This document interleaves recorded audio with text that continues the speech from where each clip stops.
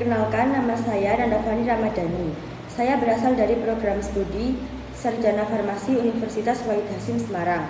Pada kali ini saya akan menyampaikan materi dari tugas mata kuliah Kimia Organik yang diampu oleh Dr. Anita Dwi Puspitasari, SSI MPD. Materi yang akan saya sampaikan yaitu tentang reaksi radikal bebas. Baik, untuk mengawali presentasi ini, kita akan membahas bagian pendahuluan terlebih dahulu.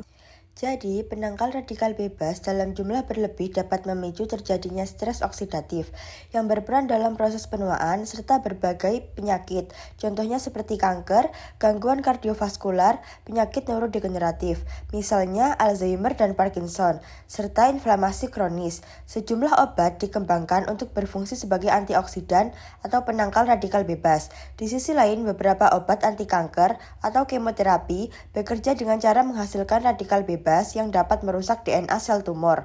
Selain itu, metabolisme obat, terutama yang berlangsung di hati, dapat membentuk intermediat berupa radikal bebas. Radikal bebas adalah atom, molekul, atau ion yang memiliki satu atau lebih elektron tidak berpasangan pada orbital luarnya.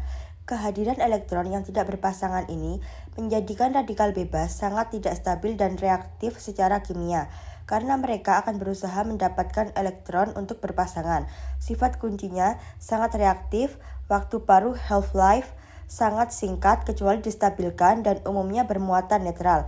Notasinya biasanya dilambangkan dengan tanda titik yang ditempatkan di samping simbol atom atau molekul. Mekanisme reaksi radikal bebas. Yang pertama ada inisiasi, tahap pembentukan radikal bebas baru, pemutusan hemolitik, pemutusan ikatan kovalen yang menghasilkan dua radikal bebas, di mana setiap atom membawa satu elektron reaksi redoks, melibatkan logam transisi seperti besi, Fe, atau tembaga Cu yang mengkatalisis pembentukan radikal. Lalu propagasi, tahap di mana satu radikal bereaksi dengan molekul non-radikal, menghasilkan radikal baru sehingga memperpanjang atau memperbanyak rantai reaksi. Ini adalah tahap kerusakan utama. Lalu terminasi, tahap pengakhiran di mana dua radikal bebas bereaksi satu sama lain untuk membentuk produk yang stabil dan non-radikal, sehingga menghentikan rantai reaksi. Antioksidan adalah molekul yang mampu menunda atau menghambat oksidasi target molekuler dengan menetralkan radikal bebas, seringkali dengan mendonorkan elektron atau atom H. Mekanisme kerja antioksidan. Antioksidan adalah molekul yang menghambat atau menunda oksidasi seluler yang disebabkan oleh radikal bebas. Mereka bekerja dengan menstabilkan atau menonaktifkan radikal bebas sebelum molekul-molekul reaktif tersebut merusak target vital, seperti lipid, protein, atau DNA. Mekanisme kimia umum. Secara kimia, antioksidan AH menetralkan radikal bebas R melalui dua mekanisme utama.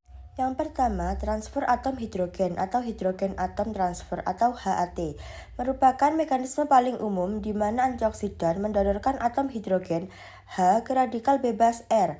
Setelah menerima H, radikal bebas berubah menjadi molekul stabil RH, sedangkan antioksidan berubah menjadi radikal yang relatif stabil dan tidak memicu reaksi lanjutan. Lalu yang kedua ada transfer elektron tunggal atau single electron transfer atau SET. Dalam mekanisme ini, antioksidan mereduksi radikal bebas dengan mendonasikan satu elektron. Reaksi radikal bebas di bidang farmasi. Yang pertama, reaksi radikal bebas yang terjadi pada formulasi obat padat. Reaksi radikal bebas yang terjadi pada formulasi obat padat umumnya berkaitan dengan proses oksidasi yang dapat merusak zat aktif maupun eksipien dalam formulasi. Radikal bebas yang muncul dapat menyerang molekul yang rentan seperti bahan aktif obat, menyebabkan degradasi dan menurunkan efektivitas serta keamanan obat. Lalu ada reaksi radikal bebas dari obat-obatan. Reaksi radikal bebas dari obat-obatan, beberapa obat seperti adriamycin, blomycin, mitromycin C, dan nitrofurantoin diketahui dapat menghasilkan radikal bebas selama metabolisme mereka.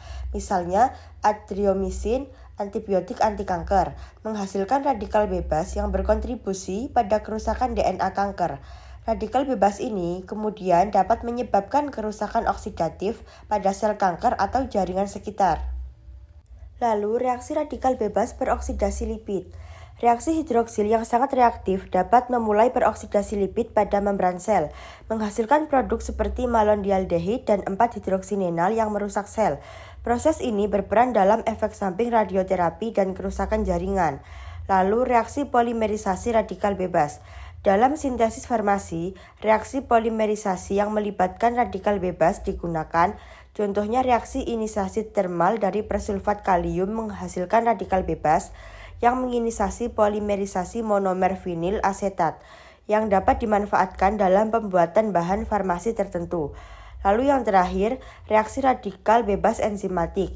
Enzim seperti santin oksidase dan lipoksigenase dapat menghasilkan radikal bebas selama metabolisme farmasetik yang berperan dalam mekanisme kerja serta efek toksik obat tertentu. Jadi, itu yang dapat saya sampaikan dari materi tentang reaksi radikal bebas. Mungkin jika terdapat kesalahan, mohon dimaafkan ya teman-teman. Dan jika ada yang ingin ditanyakan, bisa melalui kolom komentar ya. Terima kasih, sekian. Wassalamualaikum warahmatullahi wabarakatuh.